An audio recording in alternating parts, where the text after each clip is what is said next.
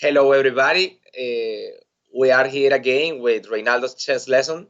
For today, we are going to continue with some middle game principles. Okay, in the last chapter, we were talking about how to chase bishop with knights as part of the main plans in this stage of the game. Okay, for today, we are going to analyze a very popular game. Okay, played between Anatoly Karpov and Victor Kornoy in the final of candidates in Moscow 1974. Okay, during these games, we are going to see how to create open files, okay, for the activation of the rooks in the middle game. Okay, this is another important plan.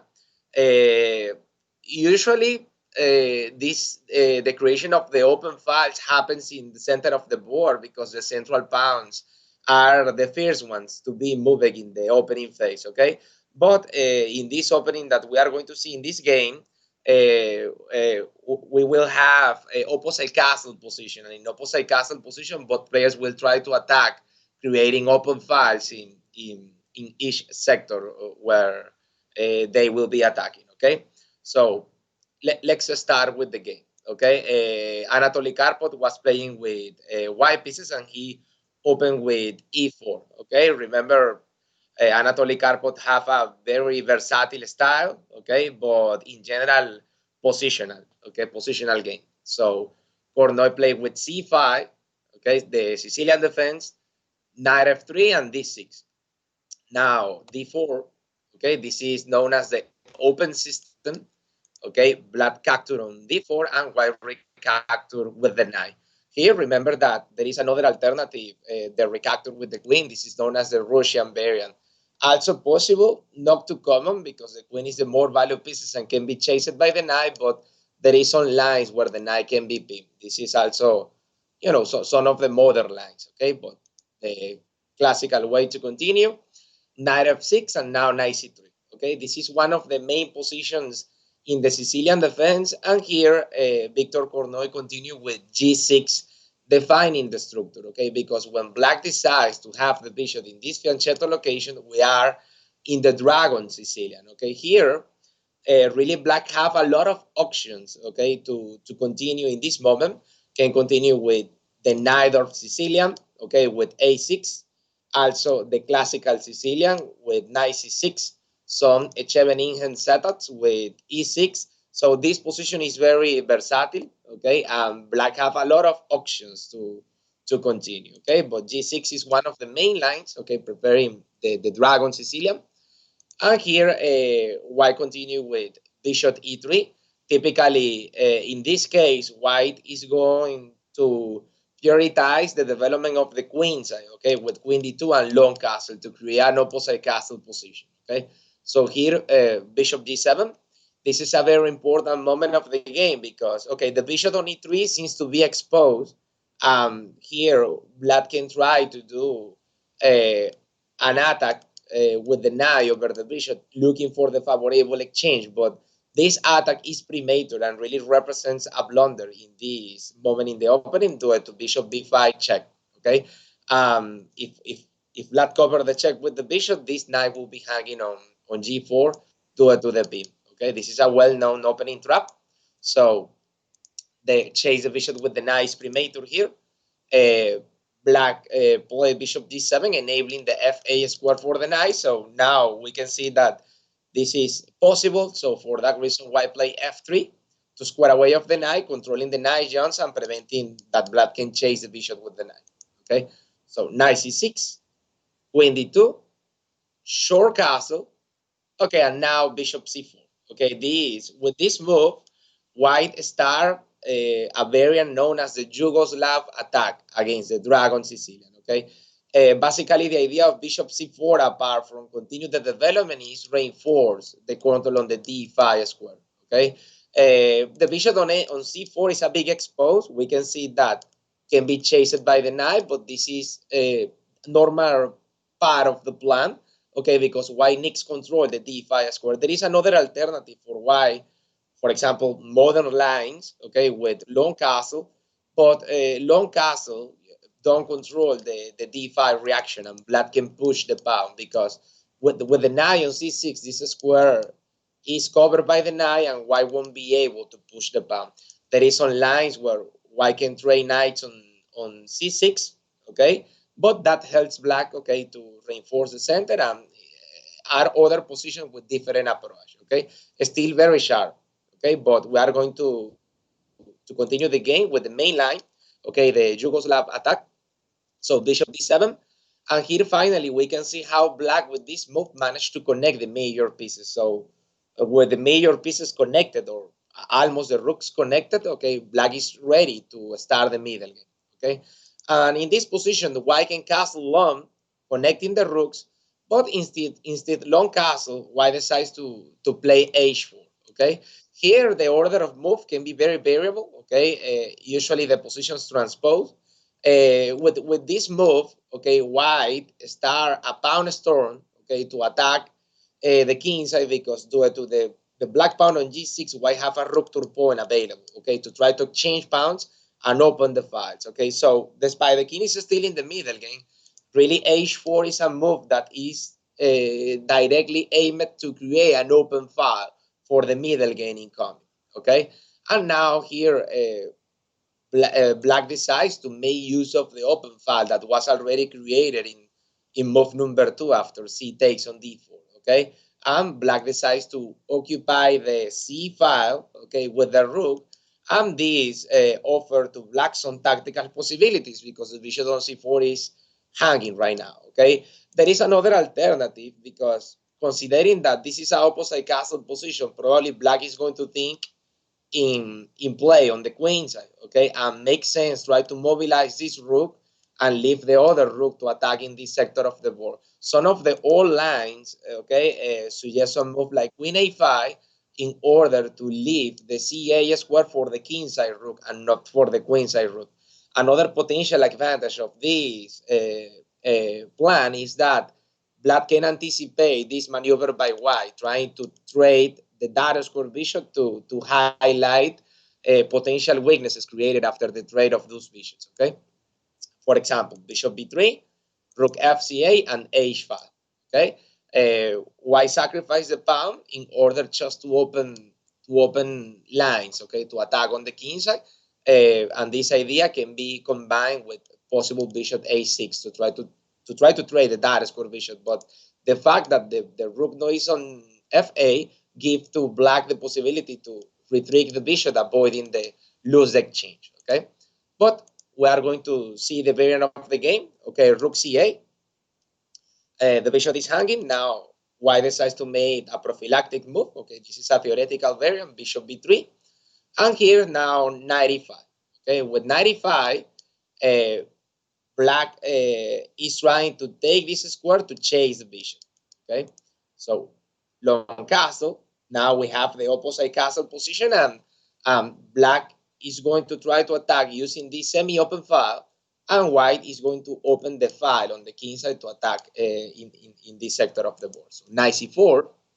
Okay, and here white trade the lion square bishop. The data square bishop is very important because the central pawn is in a lion square, and also one of the main ideas to develop the attack on the king side will be try to trade the data square bishop. Okay, so bishop takes, rook takes, and now finally here we have h5.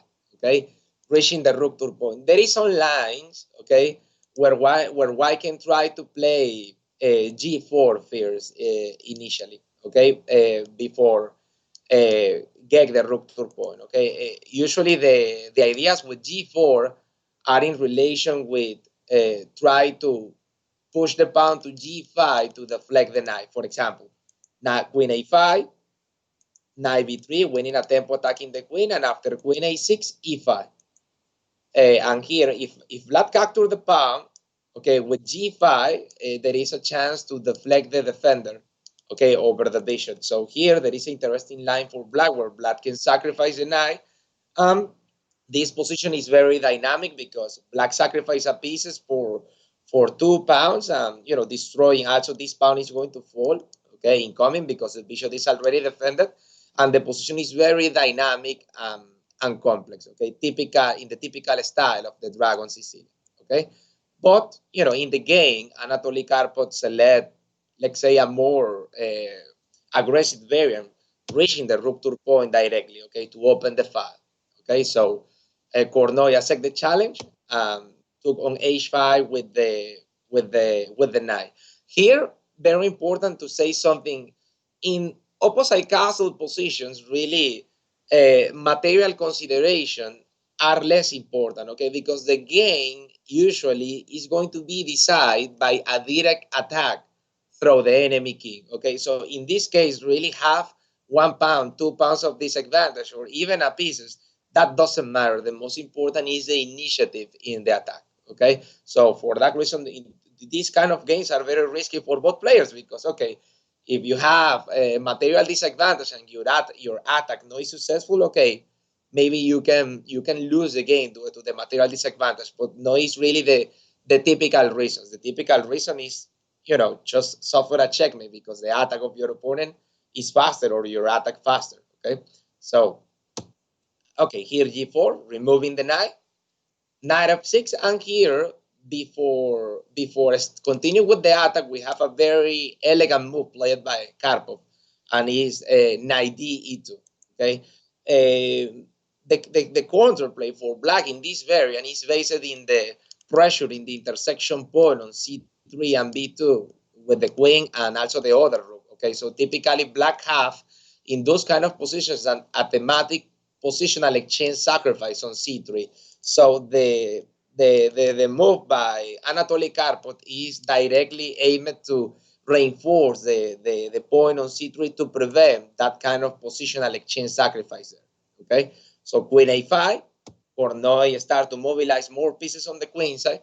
Okay, and here white play bishop a6 to trade the data square bishop. Okay, to continue with the attack on the king side.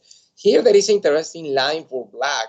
Okay, that can be rook ea in order to try to avoid the trade of the data square bishop, because in case of bishop a6, bishop h8, black preserve this sniper that is very important for the attacking possibilities of black in this sector of the board.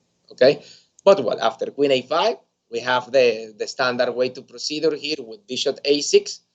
Exchanging these pieces, the data squares will be weaker on the king side. Okay, so bishop takes, queen takes, and finally white is ready to attack on a7. The unique thing that white have to do is find a way to remove this defender in optimal conditions.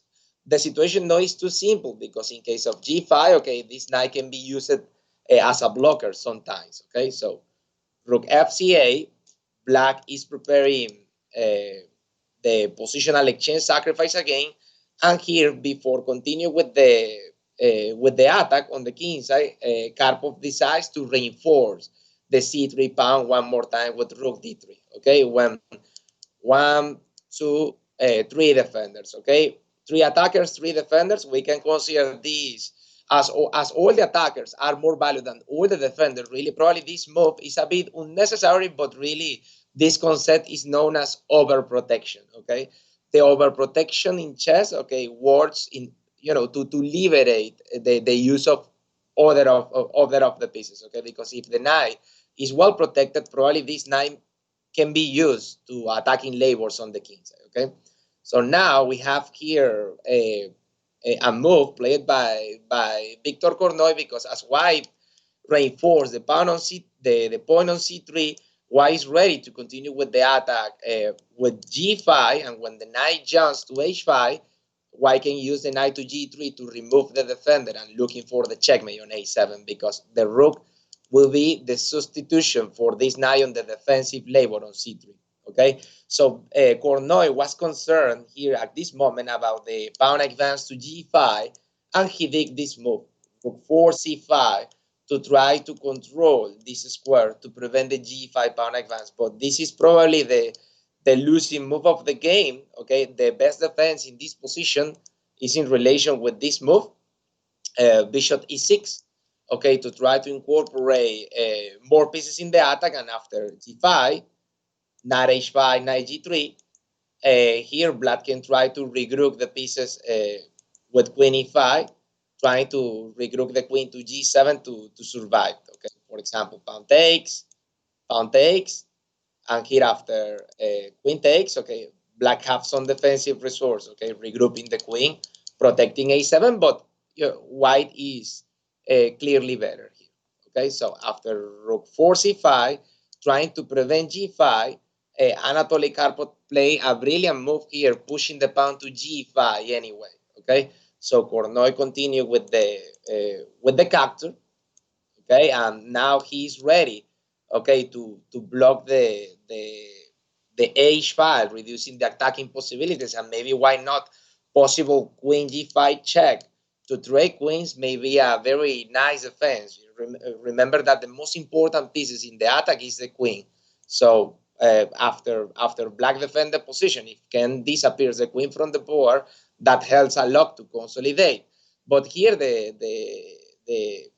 main concern for white is deflect this defender somehow. Okay, to do that, okay, white decides to play rook d5.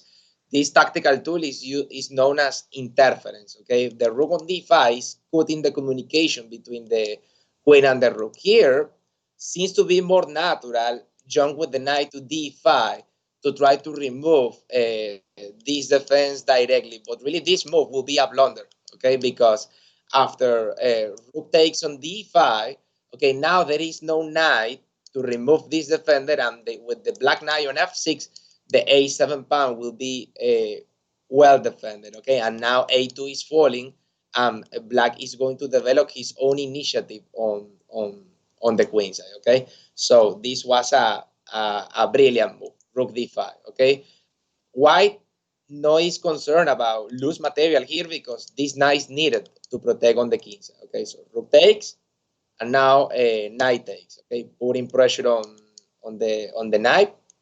Okay, and here black decides to the pawn on e7 has to be protected because white is capturing here. Okay, removing the base of the knight on f6. So, for example, in case here black decides to play rook e8 to protect on e7. We have some alternative variants. For example, in case of queen d8, white can remove the defender anyway, and after pawn takes, knight f4. Okay, white is looking for a substitution for the knight because controlling the e7 square, the capture on a7 followed by the queen to the corner will be a background mate. Okay, the idea will be control the escaping square on e7, and also there is probably other interesting attacking possibilities, jumping with the knight to h5 to try to create a checkmate threat here. Let's say something like bishop e6. Probably this move, creating a checkmate threat here, can be very powerful because in case of pawn takes, we have this open line.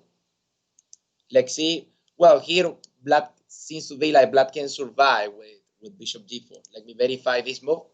Yeah, probably this knight h5 no is too accurate. Yeah, what I am saying here, knight takes on e6, pawn takes, and yeah, queen takes and checkmate with the rook and the queen. Okay.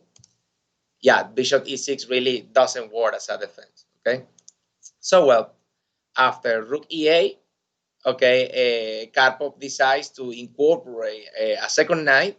Okay, knight e f4. Okay, having a replacement for the knight because the most important is control the e7 square and at the same time remove the defender. Okay, bishop c6. Okay, now we have another fantastic move. Okay, really, this will be the unique winning move in this position and will be e5. Okay, here, remove the defender directly is premature. Okay, because the king can escape. Okay, after takes, queen takes on a7, king f8, king e7, and the king survive. Okay, the other alternative will be knight h5 to try to do the checkmate, but here black have this defensive resource, trading queens again. So this will be the key in white's attack, prevent this maneuver by black trading queens. So for that reason, Karpov played a second move using the interference tactical tool, e5. With this move, Karpov is blocking the figure, preventing the future trade of the queens after queen g5, as we saw before. Okay, so now is removing this defender. For example, here in case of pawn takes, we have the same check, and now as the thick rank is blocked, white can simply play knight h5, creating the checkmate threat. And in this case, we don't have the same trouble in the previous variant when we try to analyze this maneuver, because in case of pawn takes, rook check and the bishop cannot come to g4 to block the g file. Okay, so let's go back. Okay, e5, bishop takes on d6, and finally pawn takes on f6. Okay, removing the defender. So we can see how the attack created by white through the open file prevails in this game, because black couldn't develop his own attack using his semi-open file to the overprotection that Karpov created on the c3 square. Okay, so pawn takes, queen takes on a7, king to fa, and now after queen to the corner, okay, Kornoy decides to resign.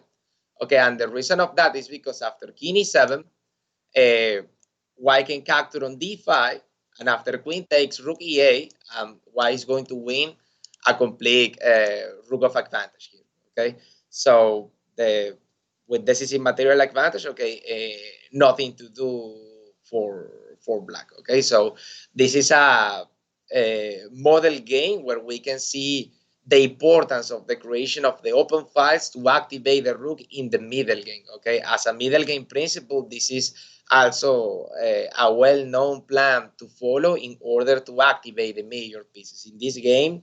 Okay, also these have probably more importance because we were analyzing an opposite castle position. Okay, also we have to remember that okay, this is a first level game. Okay, very complex. Okay, I am trying to simplify. Okay, to do a brief synthesis to focus mostly in how to try to create these open files to activate the rules. Okay, so well guys, I hope you enjoy the video, the explanation. And remember, if you enjoy the content, subscribe and share with your friends. See you soon. Bye.